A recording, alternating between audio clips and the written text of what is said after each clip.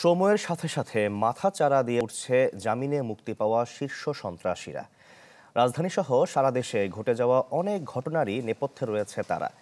সম্প্রতি বেশ কিছু ঘটনার পর বড় প্রশ্ন হয়ে দাঁড়িয়েছে, কতটা যৌক্তিক ছিল এসব সন্ত্রাসীকে জামিনে মুক্তি দেয়া।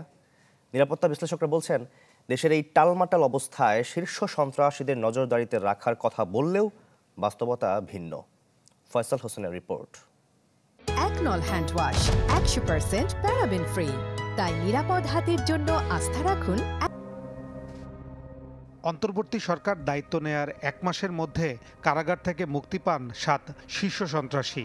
কেরানীগঞ্জ কেন্দ্রীয় কারাগার থেকে 3 জন আর কাশিমপুর কারাগার থেকে মুক্তি মেলে 4 জনের। এদের মধ্যে সুইডেন আসলাম, কিলার আব্বাস, ফ্রিডম রাসু ও পিচ্চি হেলাল অন্যতম।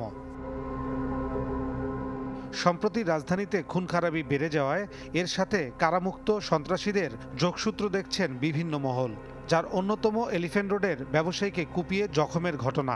ভয়াবহ সেই ঘটনায় আসামি ছিনিয়ে নিতে থানা ঘেরাও করে সন্ত্রাসীরা। গোয়েন্দাদের ধারণা, নেপথ্যে কলকাঠি নেড়েছেন জামিনে মুক্তি পাওয়া শীর্ষ সন্ত্রাসী ইমন।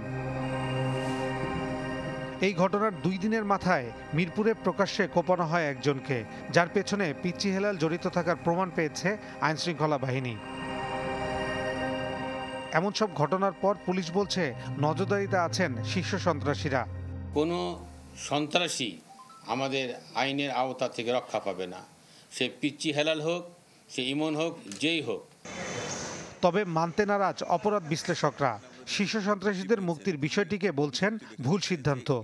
এই শীর্ষ পর্যায়ে সন্ত্রাসীরা যখন জামিনে মুক্ত হলেন, তখন আইনশৃঙ্খলা বাহিনীর পক্ষ থেকে বক্তব্য ছিল যে এদের গতি প্রকৃতি বা কর্মকাণ্ড আইনশৃঙ্খলা বাহিনীর নজরদারির মধ্যে রাখবেন।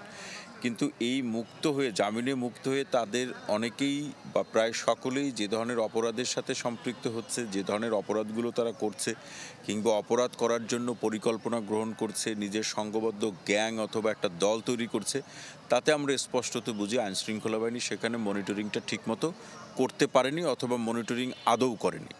আইনশৃঙ্খলা পরিস্থিতি স্বাভাবিক করতে পুলিশকে কঠোর হওয়ার পাশাপাশি সন্ত্রাসীদের জামিনের বিষয়টি পুনর্বিবেচনার তাগিদ দেন এই অপরাধ বিশ্লেষক। ফয়সাল হোসেন, চ্যানেল 24, ঢাকা।